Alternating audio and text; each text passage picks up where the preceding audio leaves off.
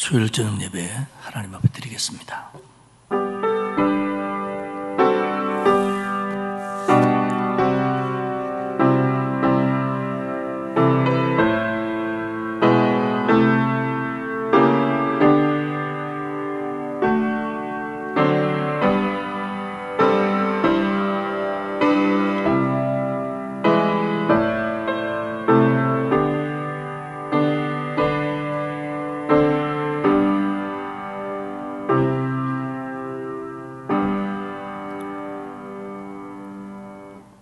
한결같은 은혜와 사랑으로 우리를 이끌어 주시는 하나님께 감사와 찬송을 돌립니다. 이 저녁 하루를 마무리하며 하나님께 다시 예배코자 모였사오니 우리의 예배를 받아주시며 우리를 회복시키시며 치유하시며 새 힘을 주옵소서. 오늘 예배를 통하여 순서를 통하여 하나님이 나를 사랑하시고 나와 함께 하심을 깊이 느끼는 복된 시간이 되게 하시옵소서. 감사드리며 예수님의 이름으로 기원하옵나이다. 아멘. 442장 찬송하겠습니다. 찬송 부르고 김달산 권사님 기도하시겠습니다.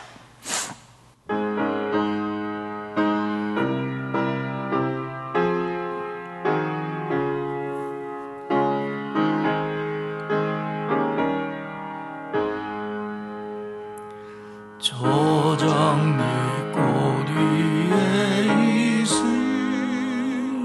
아직 맺혀 있는 그때에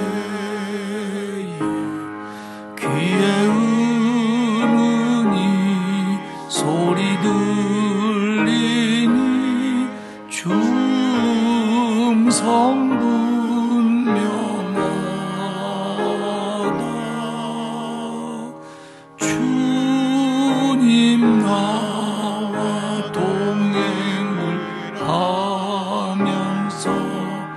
나를 친구 삼으셨네. 우리 서로 받은 그 기쁨을 알 사람이 없도다. 그 청한 주의 음성 우는 새도 잠잠케 한다. 내게 들리던 주의 음성이 늘 귀에 쟁쟁하다. 주님 나와 하면서 나를 친구 삼으셨네. 우리 서로 받은 그 기쁨을 알 사람이 없도다. 밤 깊도록 동산 안에 주와 함께 있으려 하나. 괴로운 세상에 할 일 많아서 날 가라 명하신다. 주님 나와 동행을 하면서 나를 친구 삼으셨네. 우리 서로 받은 그 기쁨을 알 사람이 없도다.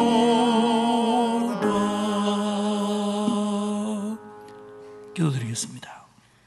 사랑이 많으신 하나님 아버지, 주님의 은혜에 감사드립니다. 아멘. 지난 3일 동안도 저희들을 세상에서 지켜주시고 주님 전에 나와서 예배드리게 하시니 감사합니다. 저희가 드리는 예배가 신실한 마음으로 드릴 수 있게 하시고 주님의 구원의 은혜를 저희들에게 내려 주옵소서. 사랑의 주님, 이 시간 예배드리는 모든 성도들에게 함께 하셔서 믿음이 연약한 심령들에게는 강하고 담대한 믿음을 허락하시고 말씀에 갈급하고 굶주린 심령들에게는 말씀의 충만함을 허락하옵소서. 오늘도 갈급한 심령으로 나왔습니다. 주께서 저희들의 기도에 응답해 주시옵소서. 저희 성도들이 사업과 가정과 자녀들에게 함께 하셔서 복을 더하는 놀라운 주님의 역사가 일어나게 하옵소서. 저희들이 물질의 복에만 만족하는 어리석은 자들이 되지 않게 하시고 복을 사모하며 늘 기도에 힘쓰는 성도들이 되게 하옵소서. 아멘. 닫혔던 입술과 마음을 활짝 열어주시고 저희의 교회와 가정에서 기도드리는 간구의 소리가 늘 끊어지지 않게 하옵소서. 아멘. 은혜로우신 하나님 아버지, 코로나19로 인하여 많은 성도님들이 상처받고 지쳐있는 영혼들이 있습니다. 그들을 굳게 지켜주시고 기도로 무장하게 하시고 주의 자녀로서의 본분을 잊지 않게 하시며 늘 하늘의 소망을 가지고 살아가게 하옵소서. 아멘. 세상의 불의와 타협하지 않게 하시고 이웃의 어려움을 모른 채 하지 않게 하옵소서. 이웃이 기뻐할 때 같이 기뻐하고 슬퍼할 때 함께 슬픔을 나누게 하옵소서. 사랑의 주님, 외식하는 기도가 되지 않고 겸손히 우리의 죄를 고백하는 기도가 되게 하옵소서. 주께서 우리의 필요한 것을 아시오니 혹 저의 욕심으로 잘못 구한 것이 있다면 저를 깨우쳐 주시고 먼저 구할 것이 무엇인지 깨닫게 하옵소서. 아멘.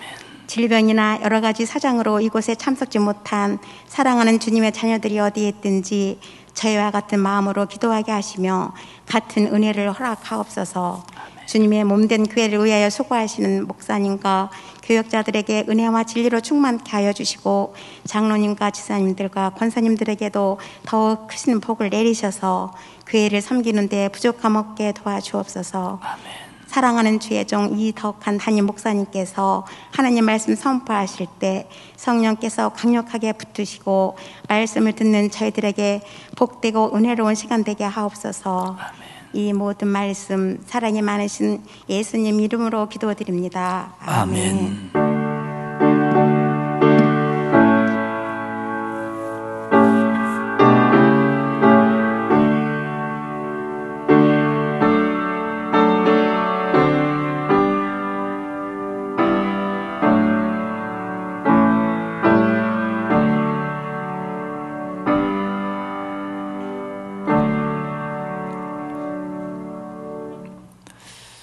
연합구역예배가 이번 주 금요일 오전 11시에 이 자리에서 있습니다. 우리가 코로나 시대를 겪으면서 제대로 구역예배를 드리지 못하고 있었는데 이번 연합구역예배를 이제 기점으로 구역예배를 형편에 맞게 드리려고 합니다.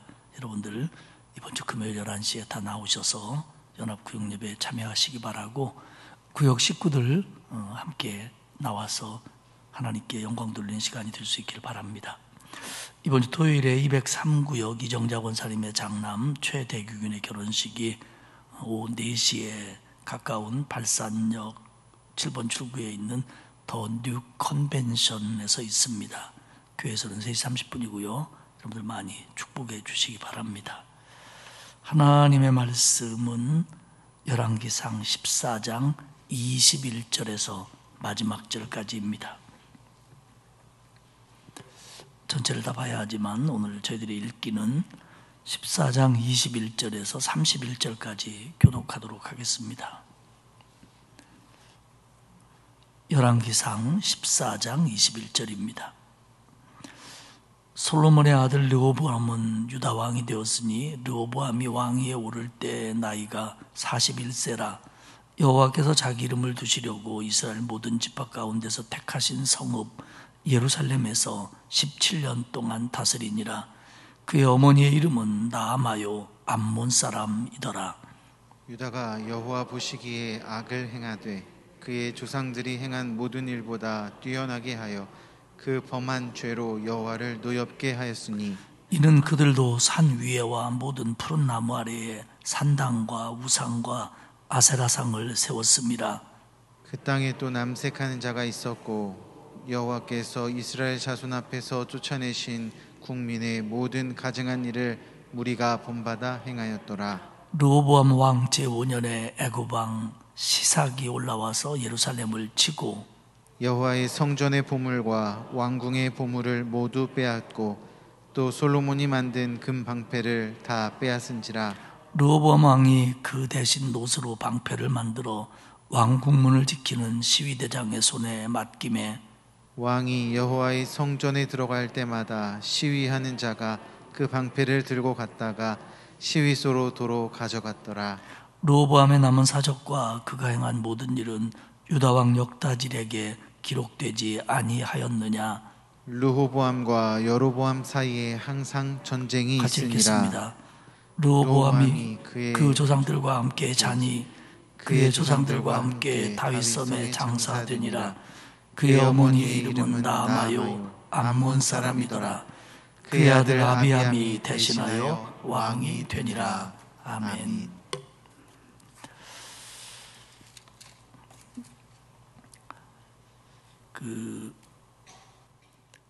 이스라엘은 사실 신정 국가였습니다. 하나님이 하나님의 사람들을 통해서 나라를 다스려가는 나라였죠. 그래서 모세가 그랬고 여호수아가 그랬습니다. 물론 사사시대라고 하는 조금 혼돈스러운 시대도 있었지만 정말 훌륭한 제사장, 훌륭한 사람들이 신앙적으로 무장됐을 때 하나님은 그들을 통해서 나라를 이끌어가기에 충분하셨습니다. 하지만 이스라엘 백성들은 왕을 원했고 마치 자기에게 어떤 어려움들이나 불행 혹은 다른 나라들의 침공 같은 게 있으면 자기의 왕이 없어서 그런 일을 당한다 이렇게 생각을 했습니다. 그래서 하나님 앞에 왕을 구했고 하나님이 첫 번째 왕으로 사울을 주셨지만 사울이 하나님의 마음에 합하지 못해서 다윗 왕을 세웠고 그때까지만 하더라도 이스라엘은 이 다윗 왕조는 굉장히 부흥하고 신앙적으로 바로 쓰고 하나님의 축복을 많이 받을 것처럼 그렇게 보였습니다. 솔로몬으로 이어질 때까지만 해도 그렇습니다. 우리가 보고 있는 이 열왕기서는 상하로 되어 있는데 이 다윗 왕의 마지막 부분과 솔로몬이 시작하는 부분 여기서부터 이제 열왕기서가 시작이 되지 않습니까? 그러다가 솔로몬 다음에 우리가 알고 있는 것처럼 북왕국 이스라엘은 10지파로 여로보암이 왕이 되어 북왕국 이스라엘을 세웠고 남왕국 유다는 솔로몬을 이어받아 그의 아들 르호보암이 2지파를 가지고 남왕국을 이끌어 갑니다. 열왕기상 12장부터 왕국의 분열을 다루고 있는데요. 10장 이후로부터는 이제 북왕국 이스라엘과 이스라엘의 왕들에 관한 얘기, 남왕국 유다와 남왕국 왕들에 관한 얘기를 번갈아 가면서 이렇게 기록을 합니다. 그렇다고 그래서 북왕국 왕 하나 기록하고 남왕국 왕 하나, 북왕국 왕 하나 이렇게 기록하지는 않고 어떤 때는 2-3명씩, 어떤 때는 그 이상 이렇게 서로 교차해 가면서 북왕국 얘기와 남왕국 얘기를 열거합니다. 왜냐하면 북왕국과 남왕국이 서로 공존하고 있었고 동시대를 이끌어가고 있었기 때문에 이렇게 비교적 같은 시대의 흐름을 열왕기서 기자는 우리에게 이야기하면서 이 입체적으로 북왕국과 남왕국을 한눈에 볼 수 있도록 그렇게 이끌어가 줍니다. 오늘 열왕기상 14장에는 우리가 뒷부분만 읽었는데 전체는 북왕국 이스라엘의 여로보암 얘기를 먼저 합니다. 지금까지 쭉 해오던 얘기를 계속하는데 그 여로보암의 아들인 아비야가 죽고 그리고 여로보암도 죽고 여로보암의 아들 나답이 왕이 되는 얘기를 14장에 하고 있고요. 14장 후반부에는 남왕국으로 내려와서 솔로몬의 아들 유다왕 르호보암의 얘기를 합니다. 그래서 르호보암이 어떤 죄를 졌고 그로 인해서 애굽의 공격이 어떠했고 그리고 르호보암이 죽고 그의 아들 아비암이 왕이 되는 얘기까지 14장에서 하고 있습니다. 그러니까 북왕국으로 남왕국으로 나뉜 다음에 북왕국 이스라엘의 첫 번째 왕이었던 여로보암, 지금 쭉 얘기가 되고 있었죠. 그것의 마무리, 그리고 솔로몬의 아들이었던 르호보암 왕의 마무리, 이 내용이 14장에 기록이 되어 있습니다. 우리가 읽지 않은 부분이 더 많은데요, 그 부분이 바로 북왕국 이스라엘의 여로보암 왕에 관한 얘기입니다.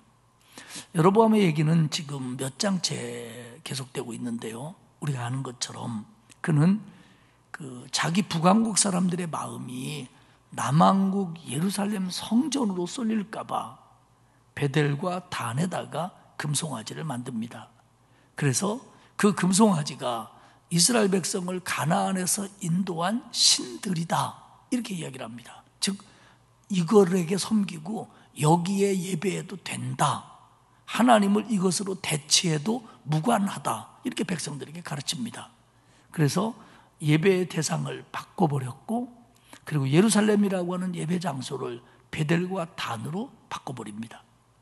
그리고 레위 지파만이 할 수 있었던 제사장을 자기 임의대로 여러 지파에서 뽑아 제사장을 삼습니다. 그리고 수장절 같은 절기들을 고의적으로 변경시켜서 자기들만의 독특한 예배 형식을 갖추어 가는데요, 이 모든 것들을, 이 여로보암이 한 이 짓을 열왕기서는 뭐라고 부르냐면 여로보암의 죄라고 부릅니다. 물론 여로보암의 죄는 누구의 죄 같은 흔한 수식어 같지만, 마치 열왕기서에서는 여로보암의 죄라고 하는 이 서술이 하나의 명사처럼 이야기를 합니다. 여로보암의 죄. 그래서 이 여로보암의 죄는 계속해서 북왕국 이스라엘의 왕들의 죄악을 평가하는데 기준이 돼요. 여로보암의 죄 때문에 여로보암의 죄를 따라, 즉 여로보암의 죄라고 하는 것이 북왕국 이스라엘을 그렇게 만들어버렸다라고 하는 것을 열왕기서는 계속해서 고발을 합니다. 열왕기상 14장 1절에 보면 그때 여로보암의 아들 아비야가 병든지라, 정확한 때는 모르지만 여로보암이 북왕국을 통치하고 그렇게 신앙적으로 잘못 이끌어가고 있을 때 그의 아들이 병들었습니다. 그런데 우리는 14장 바로 전에 보면 13장 34절에서 열왕기서 기자는 우리에게 귀뜸을 해줘요. 뭐라고 하냐면 이 일이 여로보암의 죄가, 이 일이 여로보암의 집에 죄가 되어 그 집이 땅 위에서 끊어져 멸망하게 되니라. 즉 열왕기서 기자는 이런 일들을 겪은 다음에 쓴 사람이기 때문에 이런 여로보암의 죄가 결국 여로보암의 집안을 망하게 만들었다, 이렇게 기록을 합니다. 왕자가 병들었으니까, 그것도 중병에 들었으니까 왕이 할 수 있는 수단과 방법을 다 동원했을 겁니다. 의술을 가진 자도 만나게 했을 거고, 그 병에 좋다는 약도 다 써봤을 겁니다. 그런가 하면 그가 부리고 있는 주술사들, 그러니까 이방신을 섬기는 그런 어떤 선지자 역할을 하는 사람들도 끌어다가 별의별 다 해봤을 겁니다. 그런데 낫지를 않는 겁니다. 그러자 2절과 3절에 보면 이 여로보암 왕이 아내에게 이렇게 얘기해요. 당신 변장을 하고 실로에 있는 선지자 아히야에게 가보십시오. 이 아히야가 누구냐면 여로보암이 솔로몬의 신하였을 때 자기의 옷을 12조각으로 찢으면서 그 10조각을 그에게 주면서 하나님이 당신에게 북왕국을 줄 겁니다라고 말했던 선지자가 아히야입니다. 그 아히야가 지금은 아니지만 과거에 이스라엘 북부 지역의 그 영적인 중요한 장소였던, 옛날에 성막이 있었던 실로에 거주하고 있는 아히야를 찾아가라고 합니다. 그러면서 떡 10개, 과자, 꿀 1병 이런 걸 가지고 가서 그 선지자에게 우리 아이가 어떻게 될지 한번 물어봐라, 이렇게 왕이 시킵니다. 말씀드린 것처럼 이 아히야 선지자가 여로보암하고 그런 사이였는데, 당신이 왕이 될 겁니다라고 예언한 사이였는데, 이제는 굉장히 서로가 소원해진 것 같아요. 멀어진 것 같습니다. 그도 그럴 것이 아히야는 하나님을 섬기는 선지자고 여로보암 왕은 하나님으로부터 자꾸 멀어지다 보니까 이 왕과 선지자가 멀어질 수밖에 없어요. 근데 이 여로보암이 자기 아내한테 뭐라고 하냐면 당신 변장을 좀 하고 가라고, 당신이 내 아내인 줄 모르게 변장을 좀 하고 가라고 이야기를 합니다. 왜 그랬는지는 모르겠어요. 아히야가 그 여자가 여로보암 왕의 아내라는 걸 알면 자세하게 안 가르쳐 줄까 봐 그랬는지, 사람들이 보면 창피할까 봐 그랬는지 변장을 하고 가라는 거예요. 근데 이 변장이 의미가 없는 게 뭐냐면, 사절에 보면 이미 아히야는 나이가 너무 많아갖고 시력을 잃었어요. 그래서 가까이 있는 사람도 누군지 정확하게 못 보는 사람이에요. 그러니까 지금 아히야가 그런 처지에 있다는 것도 모르고, 그리고 변장을 해서 자기 아내를 보냅니다. 결국 하나님의 선지자 아히야에게 자기 아내를 보냈어요. 그러면 생각해 보십시오. 여로보암이 자기 애가 아파서 약을 쓰고 그 당시 의사겠죠. 의사를 만나고 별의별 짓을 했는데 안 나섰어요. 그리고 얘가 어떻게 될지 몰라요. 그런데 선지자에게, 그동안 관계를 끊고 있었던 하나님의 선지자에게 자기 아내까지 믿을 만한 사람을 보냅니다. 왜 보냈을까요? 단순히 이 아이가 어떻게 됐는지를 알기 위해서만 보낸 거냐, 아니면 그 선지자가 어떤 조치를 해주기를 바란 거냐, 어쨌든 이런 마음으로 보냅니다.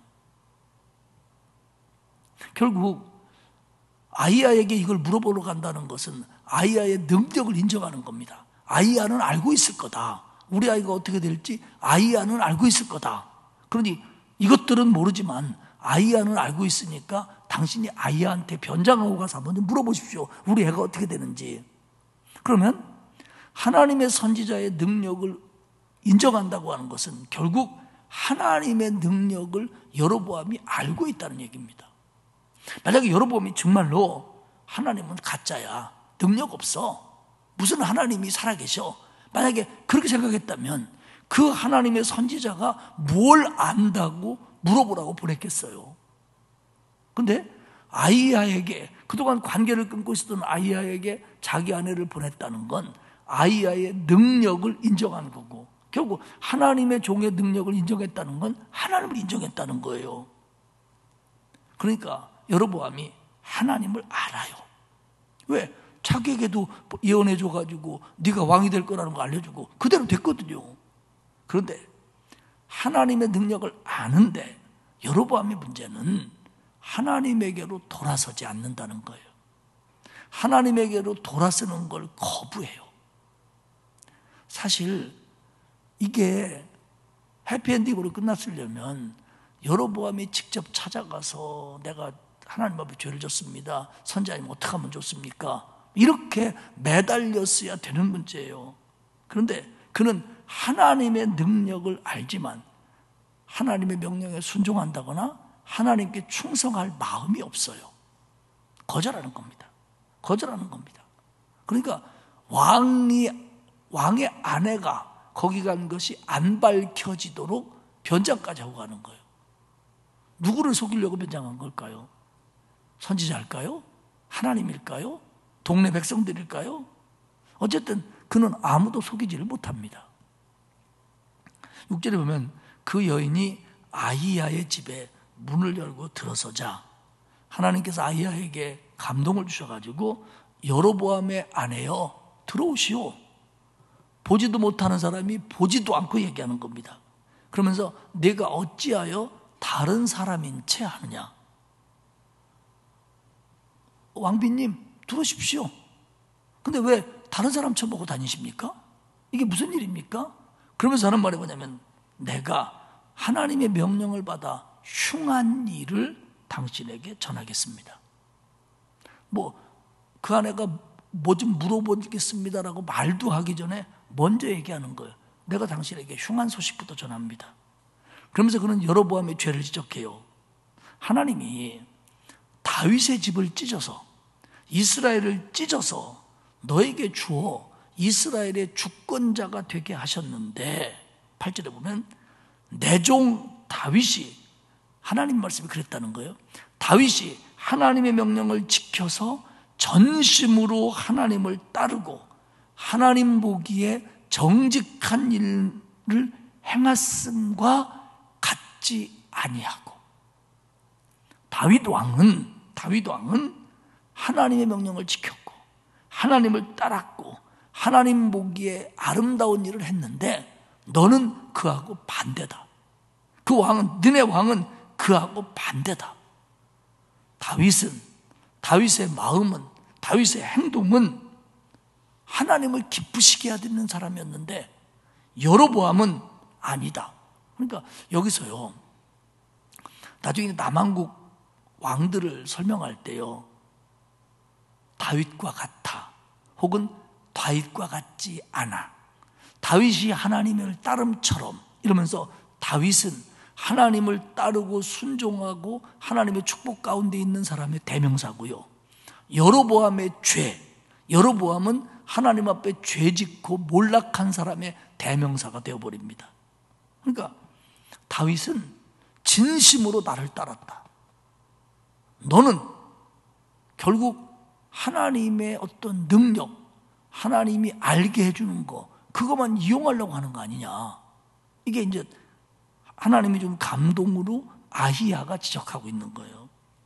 다윗은 정말 그 마음으로 하나님을 전심으로 따랐다. 너는 하나님에 대해서 좀 알으니까 여기까지 아내를 보낸 것 같은데 너는 하나님의 능력과 하나님의 선지 선견을 이용하려고만 하는 거 아니냐. 이게 이제 다윗과 여로보암의 다른 점입니다.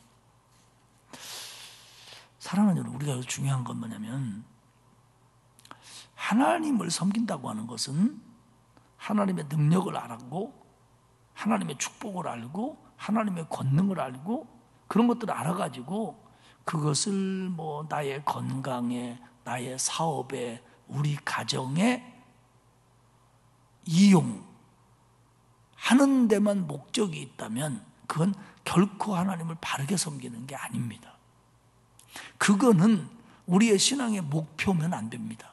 우리 신앙의 목표는 하나님을 전심으로 따르는 것이고 순종하는 것이고 하나님께 영광을 돌리고 하나님에게 기쁨이 되는 게 신앙의 목표고, 그 결과로 하나님이 우리를 기뻐하사 축복으로 치유하시고 뭐 복을 주시고 잘되게 하시고 뭐 형통하게 하시고는 그 다음 거라는 거예요. 그 다음 거. 근데 이게 바뀔 때가 많아요.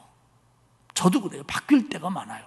그러니까 이것을 우리가 신앙생활하면서 참 유의해야 돼요. 그러면 그거 바뀌는 게 무조건 죄냐? 그렇게 볼 수는 없지요. 그러나 분명 성숙한 신앙은 아닙니다.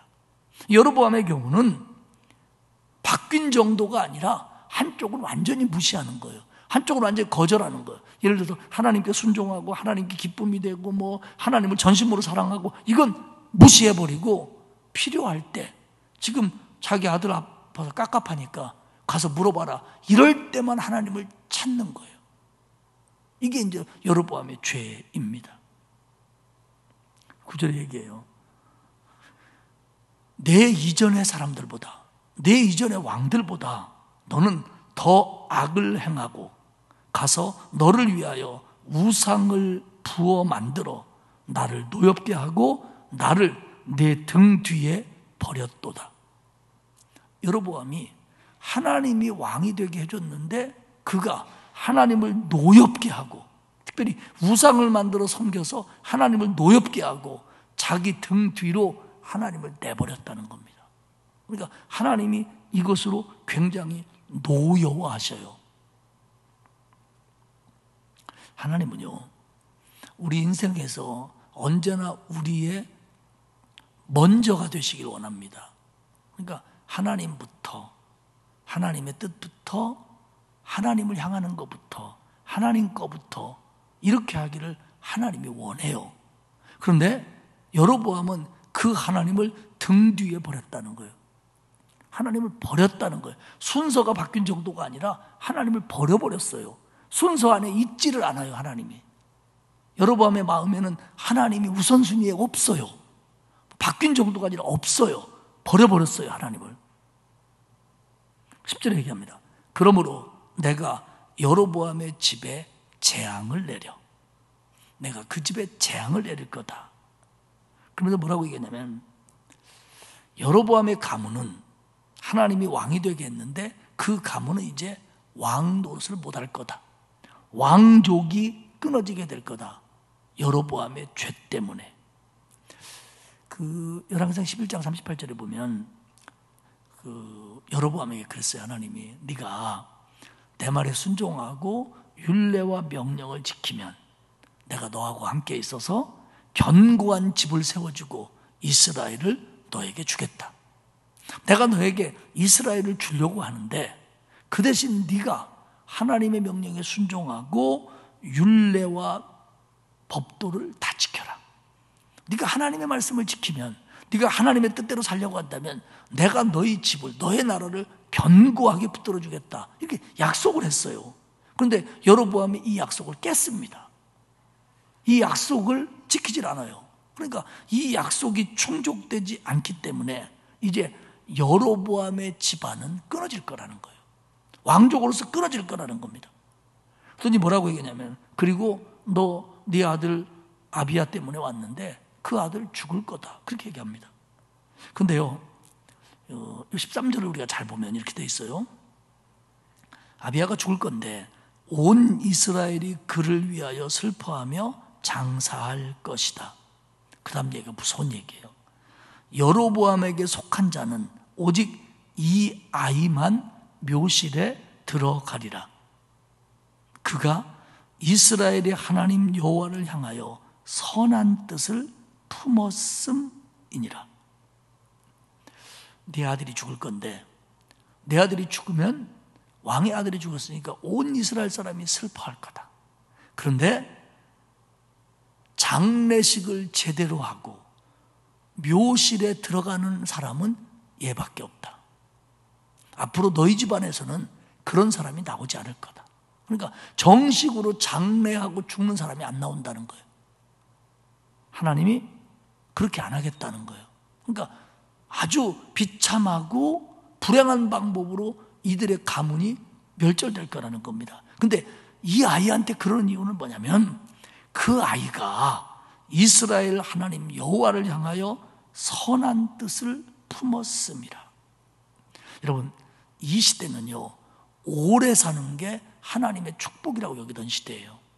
근데 오늘 성경은 뭐라고 하냐면, 아비야가 일찍 죽는 게 복이라는 거예요. 그 영어 속담 가운데요, 착한 사람만 일찍 죽을 수 있다, 이런 속담이 있어요. 저는 별로 착하고 싶지 않아요. 그런데 하나님이 정말로 이 착한 사람을 먼저 데려가는 경우가 허다해요. 제가 목회하면서 보면. 그런데 지금 같은 경우 하나님이 여로보암의 집을 다 멸절시킬 건데, 얘는 하나님이 그런 것들을 보지 않게 일찍 데려가겠다는 거예요. 그래서 아비야가 죽을 거라는 거예요. 근데 얘가 너희 집안에서는 제일 복된 사람이라는 거예요. 앞으로 여로보암의 집에 올 재앙이 얼마나 크면, 그들이 얼마나 많은 눈물을 흘려야 되는지 모르기 때문에 하나님 이렇게 얘기하시는 거예요. 아마 그들이 받아들이지 않았을 거예요. 그런데 결국 그렇게 됩니다.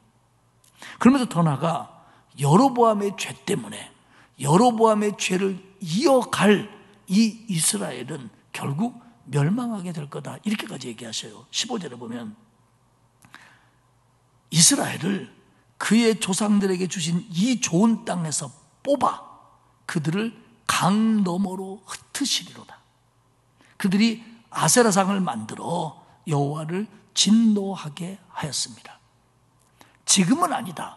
그러나 여로보암의 죄 때문에 이스라엘은 하나님이 데려다 주신 그 좋은 땅에서 뽑혀 강 건너 땅으로 흩어져 버릴 거다. 북왕국이 200년 뒤에 망하거든요. 이날로부터 200년 뒤에 있을 예언은 결국 여로보암 너희들 죄고 그 죄가 다음 왕에게 들어가서 결국 북왕국은 그렇게 망할 거다, 이렇게 하나님이 그에게 이야기를 합니다. 16절에 보면 여로보암의 죄로 이스라엘을 버리시리니 이는 그도 범죄하고 이스라엘도 범죄하게 하였음이니라. 결국 왕이 나서서 우상을 만들고 무슨 예배 장소를 바꾸고 그따구 짓을 하니까 저도 하나님 앞에 죄를 졌고 백성들까지도 죄를 짓게 만들었고 그 왕과 백성들의 죄가 계속해서 내려가기 때문에 결국 이 이스라엘은 하나님 이 땅에서 뽑아서 버리겠다, 이렇게 말씀을 하시는 거예요. 여로보암은 20년간 북왕국을 다스립니다. 그러다가 결국 죽어요. 그리고는 그의 아들 나답이라고 하는 사람이 뒤를 이어 왕이 되는데 2년 통치하고 반역이 일어나 바하사에게 죽임을 당합니다. 그러니까 이스라엘이라는 나라는 금방 망하는 건 아니지만 여로보암의 가문은 여로보암이 20년 왕노릇하고 그 다음 아들이 2년하고 그리고는 여로보암의 가문이 멸절돼요. 반란에 의해서. 그리고 다른 사람의 가문이 바하사가 북왕국 이스라엘의 왕이 되는 겁니다. 이게 여로보암의 모습이에요. 사실 역사에 가정은 없습니다만은 여로보암이 하나님의 뜻대로 바로 섰다면 이런 결과가 오지 않았을 텐데 결국 그들이 하나님을 버렸기 때문에 이렇게 됩니다. 그리고 우리가 여기는 오늘 본문은 이제 유다 왕 솔로몬의 아들 르호보암의 얘기예요. 르호보암은 41살에 왕이 됐습니다. 그리고 17년 동안 남왕국 유다의 왕이 됩니다. 그런데 성경은 2번이나 그 얘기를 해요. 그의 어머니는 암몬 여자 나아마였다. 한번 생각해 보세요. 이 르호보암의 어머니면 솔로몬의 아내입니다. 솔로몬이 이방 여인을 얼마나 많이 가까이 했으면 그 다음 대를 이을 왕도 이방 여인에게서 태어난 아들이 이스라엘의 남왕국 유다의 2번째 왕이 됩니다. 그러니까 이 암몬 여인, 결국 이 얘기는 뭐냐면, 이 얘기를 왜 열왕기서가 강조하냐면 이후로 암몬이라고 하는 나라가 남왕국 유다의 처갓집 나라 아닙니까? 얼마나 큰 영향력을 갖게 되었는지를 설명해 주는 거예요. 그러니까 결국 옛날에는 솔로몬 제국이 그 동네 나라들을 다 떵떵거렸는데 이제는 암몬의 여인이 왕의 엄마가 됨으로 말미암아 암몬이 정치, 외교 이것만 간섭하면 좋은데 그 중요한 신앙, 종교까지 암몬 것들이 더 활개를 치는 나라가 됩니다. 유다 왕국이. 이게 이제 문제인 거죠. 그러면 22절에 보면 유다가 이 르호보암과 유다 왕국이 여호와 보시기에 악을 행하되, 무서운 얘기가 나옵니다. 그의 조상들이 행한 모든 일보다 뛰어나게 하여 그 범한 죄로 여호와를 노엽게 하였으니, 이게 북왕국 얘기가 아니에요. 남왕국 얘기예요. 남왕국. 솔로몬의 아들 르호보암과 르호보암이 남왕국 유다를 이끌어갈 때 유다의 죄성이 얼마나 무서웠냐면 지금까지 그의 조상들이 행한 모든 죄악보다 뛰어났다는 거예요. 더 심했다는 거예요. 그래가지고 여호와가 그들 보기에 노여워하셨다는 거예요. 그러니까 북왕국 이스라엘이야 성전도 없고 여로보암이 신앙적으로 삐딱하게 갔기 때문에 그렇다고 하지만 르호보암은 하나님이 자기의 이름과 영광을 두시려고 하는 예루살렘 성전이 있는 곳에서 왕을 이어받은 사람이에요. 그런데 그 성전을 부시거나 성전 예배를 없앴거나 그러지는 않았지만 그거 두고 아까 얘기한 암몬의 영향이라든지 나중에 성경은 얘기해요. 하나님이 쫓아내신 가나안 사람들의 모든 죄와 우상을 도로 가져왔다는 거예요. 그래가지고 결국 하나님을 노엽게 합니다. 23절 24절에 보면 이렇게 나와요. 그 4절 마지막 부분에 보면 하나님이 쫓아낸 국민, 쫓아낸 가나안 족속의 가증한 일을 유다 왕국의 모든 무리가 본받아서 행했다는 겁니다. 어느 정도냐면 산 위에 자리 좋은 곳, 큰 나무가 있는 곳 이런 데다는 산당을 짓습니다. 이게 뭐냐면 가나안의 신앙이거든요. 거기다가 돌로 우상을 만듭니다. 이건 남자신을 뜻해요. 그리고는 아세라상을 세웁니다. 이건 여자신을 뜻합니다. 그러니까 성전은 관심도 없고 그냥 두고, 저희 아버지가 세운 거니까 두고, 자기들은 산에다가 산당 만들어 놓고 여자신 남자신 만들어 놓고 거기서 빌고 거기서 제사 지내고 거기서 못된 짓 다 했다는 거예요. 그리고는 남색하는 자까지. 이게 뭐냐면 신전 남자 창기입니다. 신전에 남자 창기까지 두는 그런 그 가나안 족속들이 했던 그 아주 하나님이 굉장히 싫어하는 짓거리를 해요. 여기 여자 창기 얘기는 안 나오는데 성서학자들은 다 그래요. 남자 창기가 있을 때니까 여자 창기를 말도 안 하고 있는 거다. 그건 이 우상신전의 기본이에요. 우리가 알고 있는 것처럼 그 고린도의 신전에는 여자 창기들이 1000명 이상 있었대요, 그 당시에. 그리고 낮에는 여사제 노릇하고 밤에는 창기 노릇하고, 이게 고린도의 특징 아니었습니까? 그러니까 이게요, 인류 역사 속에서 사이비, 이단, 잘못된 종교는 언제나 이런 것들이 포함되어 있어요. 왜냐하면 그런 것들이 사람을 불러들이는 죄악된 매력이 있거든요. 그러니까 뭐 발람의 죄 때도 그렇고 다 마찬가지잖아요. 이런 것들이 반복되는데, 세상에 남한국 유다에서 솔로몬이 죽은데 바로 그 다음 세대에 다윗의 손자 때에서 이런 일이 벌어진다는 거예요. 이런 일이. 하나님이 가만두시겠어요? 당장 외세가 쳐들어옵니다. 25절에 보면 르호보암 5년에, 르호보암이 왕된 지 5년에 애굽의 시삭 왕이, 바로죠, 시삭이 가나안을 칩니다. 이스라엘을 칩니다. 유다를 칩니다. 그러니까 솔로몬 때 애굽과 우호적인 관계를 가지고 있었어요. 애굽의 공주를 솔로몬이 아내로 맞이하고. 그런데 이거는 솔로몬의 통치 말기로 끝나버립니다. 왜 끝나냐면 그때 그 애굽에서 굉장한 정치적인 변화가 와요. 그게 뭐냐면 역사적으로 그 이집트 옆에 있는 나라인 리비아의 귀족 출신이었던 시삭이 애굽을 쳐들어와 갖고 애굽의 21대 왕조를 무너뜨리고 22대 왕조인 부바스트 왕조를 세웁니다. 세계사에서. 그러니까 이 시삭이 애굽이 솔로몬하고 친했던 왕조가 무너지고 다른 왕조를 세워요. 그러니까 이 사람들은 유다나 솔로몬하고 친할 이유가 없는 거예요. 그리고 유다가 요즘에 북왕국과 남왕국으로 나뉘었다더라, 국력이 약해졌다더라. 그러니까 여지없이 공격을 하는 거예요. 공격을 해가지고요, 26절에 보면 성전의 보물, 왕궁의 보물을 다 뺏어가고요. 심지어는 왕의 호위병 부대, 이 왕의 호위병 부대 아니면 경호부대 아닙니까? 그러면 그 부대 중에는 최정예 부대거든요. 그래서 제가 알기로는 대한민국 최정예 부대는 수도경비사입니다. 왜냐하면 옛날에 청와대를 지키고 대통령을 지키고 서울을 지키는 부대였기 때문에. 그래서 이게 수도경비사가 항상 최정예 부대임을 자부심을 갖는데 내가 거기 있었지롱. 근데 세상에 왕의 경호부대가 방패를 뺏겨요. 이게 금이라. 얼마나 이게 당했다는 얘기입니까? 와서 보니까 왕의 경호부대가 솔로몬 때 금방패를 만들었거든요. 그러니까 이놈들 봐라, 쌈도 못하는 것들이 무슨 주제없이 금방패야. 금방패를 다 뺏어가 버렸어요.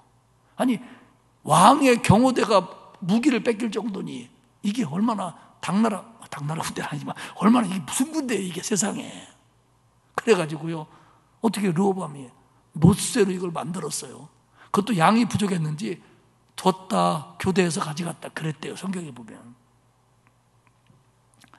여러분, 다윗 왕과 솔로몬이 다스릴 때 이스라엘, 북왕국 이스라엘과 남왕 유다가 합쳤을 때죠. 그때 특징이 뭐였습니까? 다윗은 많은 전쟁을 했지만 그 전쟁에서 이기면서 솔로몬에게 내려오면서 솔로몬은 두 가지 특징을 갖습니다. 하나는 뭐냐면 나라가 평화로웠습니다. 전쟁이 없어요. 그러면 이스라엘이 전쟁이 없다는 얘기는 무슨 얘기냐면 이스라엘이 세다는 얘기입니다. 국력이 강하니까 아무도 못 쳐들어와요. 그러니까 정말로 하나님이 주시는 평화가 솔로몬 때 있었어요.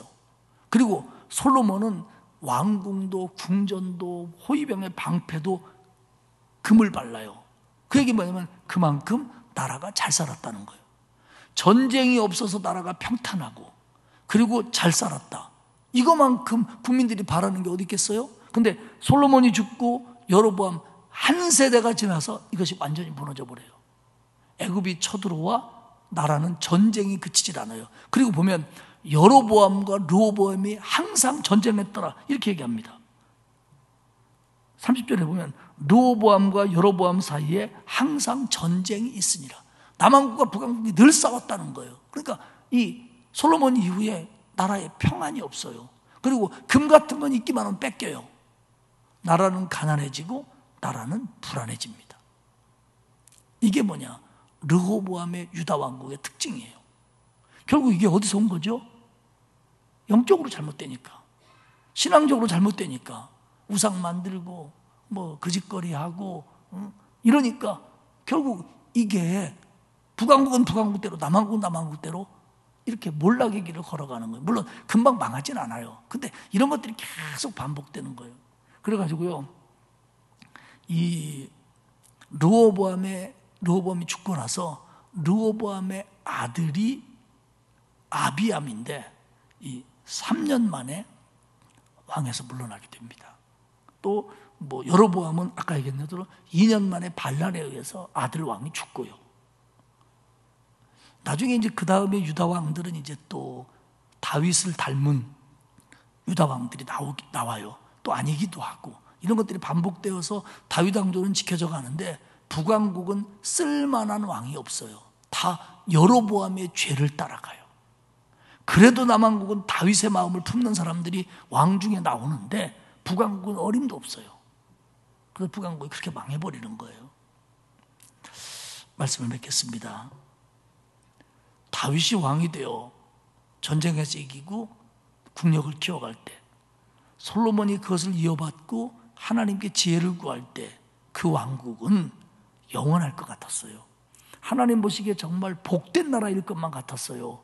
그런데 불과 1세대가 가기 전에 왕도 바뀌고 백성들의 마음도 이렇게 하나님에게서 멀어지니까 결국 그 나라는 그 옛날의 나라가 아닌 전쟁이 끊이지 않고 그 많았던 부들을 잃어버리는 그런 길로 걸어간다는 겁니다.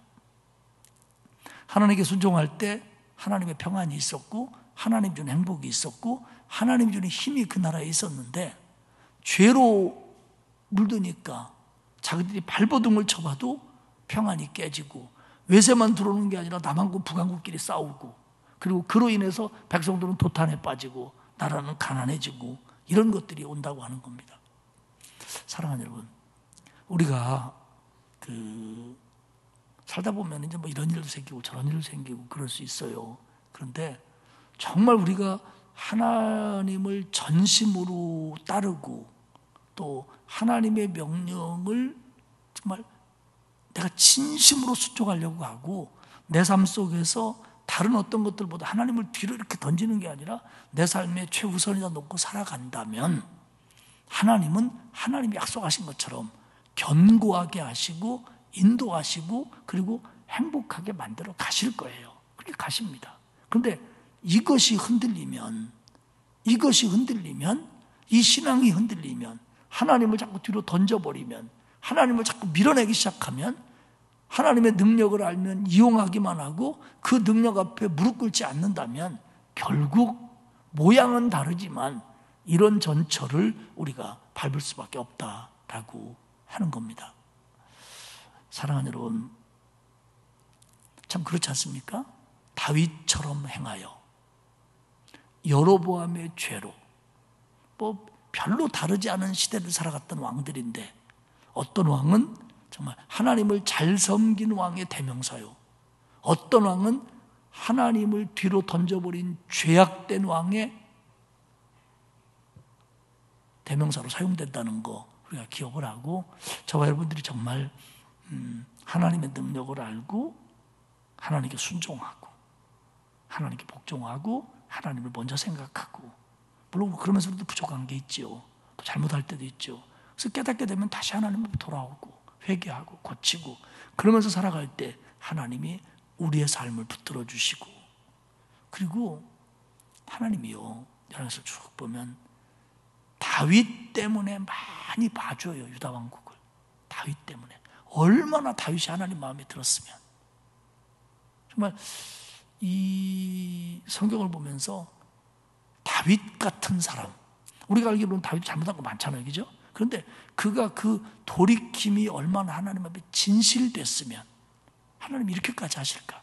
다윗 때문에 봐줘요. 다윗 때문에. 사랑하는 여러분, 저와 여러분 이 밤에도 하나님 앞에 더 바르게 쓸 것을 다짐하고, 그리고 하나님의 명령에 더 순종함으로써 하나님의 뜻대로 살아갈 것을 마음에 더 새겨넣는 그런 귀한 밤이 되시기를 주님의 이름으로 축복합니다. 하나님 고맙습니다. 북왕국 이스라엘과 남왕국 유다의 이야기를 저희들이 들으면서 여로보암과 르호보암의 실패를 보면서 우리의 신앙을 다시 한번 돌아보게 하시니 고맙습니다. 하나님의 능력을 아는 것에서 그치지 말게 하시고, 정말 하나님께 순종하고 하나님의 법을 지키고 하나님이 원하는 대로 행하고 하나님에게 기쁨 드리는 모습으로 살도록 애쓰는 우리가 되도록 하나님 믿음을 더하여 주옵소서. 또 우리가 잘못할 때 하나님 깨닫게 하시고, 우리가 돌이켜서 회개하고 하나님 앞에 바로 서는 사람들 되도록 만들어 주옵소서. 그래서 여로보암의 죄, 이 선상에 우리가 서 있는 게 아니라 다윗의 믿음, 다윗처럼 다윗의 마음, 그 계보에 우리가 설 수 있는 복된 사람들 되게 해 주옵소서. 하나님, 우리의 믿음 연약함을 붙들어 주시고 하나님의 은혜 속에서 하나님 우선주의로 살아갈 수 있도록 하나님 도와 주옵소서. 감사드리며 예수님의 이름으로 기도합니다. 아멘. 424장 찬송하겠습니다.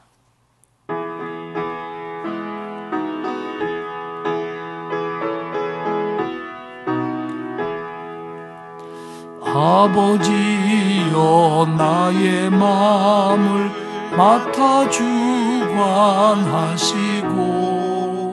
완악하고 교만한 것 변케 하여 주소서. 온유하고 겸손하여 화평하게 하시고 망령되고 악한 일을 물리치게 하소서.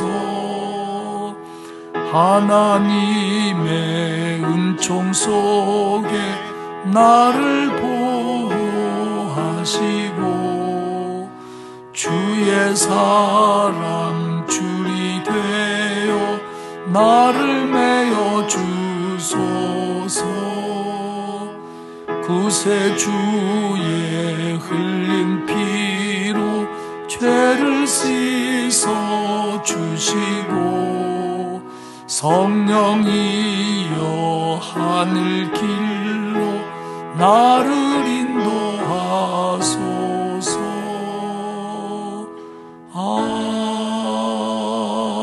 아멘. 하나님의 말씀에 더욱 순종하는 저와 여러분이 되시길 바라고요. 이번 주 금요일 연합구역 예배 시간에 다시 만나기를 바랍니다. 기도하겠습니다.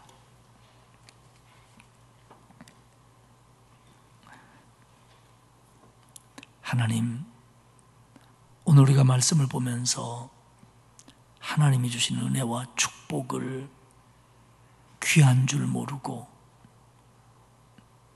하나님 앞에 바로 설 때만 그것이 우리 곁에 있음을 깨닫지 못하고 오만하고 방자하여 여로보암의 죄처럼 행할 때 모든 것을 잃게 된다는 걸 다시 알게 하시니 고맙습니다. 하나님, 우리 모두가 하나님 앞에 다시 한번 바로 서게 하시고 정말 전심으로 다윗처럼 하나님을 사랑하고 하나님께 순종하고 하나님을 기쁘시게 해드리는 그런 사람이 되도록 만들어 주옵소서. 부족한 종과 우리 성도들 모두에게 은혜를 주시어서 정말 더 깊은 넓은 바른 신앙인의 길을 걸어가도록 도와주시고 내 속에서 끊임없이 일어나는 죄악과 유혹과 시험에 지지 않도록 우리에게 담대한 믿음을 더하여 주옵소서. 코로나19가 아직도 극성을 부리고 또 환절기에 여러 가지 질병들 또 경제적인 위기 여러 가지 어려움들이 많은데 하나님 아무리 어려워도 하나님부터 생각하게 하시고 하나님 앞에 바로 섬으로써 하나님이 주신 은혜로 그 모든 것들을 이겨낼 수 있도록 우리 성도들을 축복하여 주옵소서. 남은 한 주간도 하나님이 지켜주시고 하나님이 은혜 주시고 하나님을 바라보며 걸어가는 저희들 되게 하시옵소서. 아버지 하나님, 연약하고 연로하고 질병 가운데 있는 성도들을 긍휼히 여기셔서 강건하도록 하나님이 도와주옵소서. 오늘 이 저녁에 하나님 앞에 정성껏 예물을 드린 손길이 있습니다. 하나님 받으시고 하나님을 기쁘시게 해드리는 예물과 그 손길이 복되게 하시옵소서.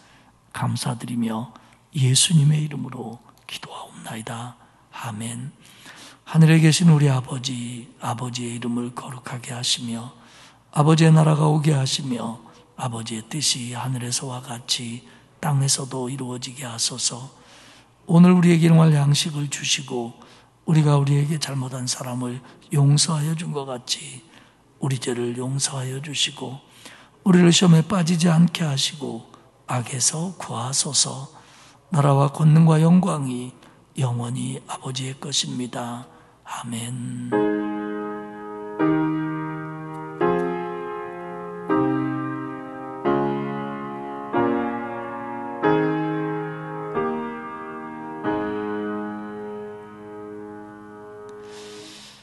하나님, 내가 우리 가족이 우리 성도들이 여로보암의 죄에 쓰지 않고 다윗의 길에 설 수 있도록 하나님 붙들어 주옵소서.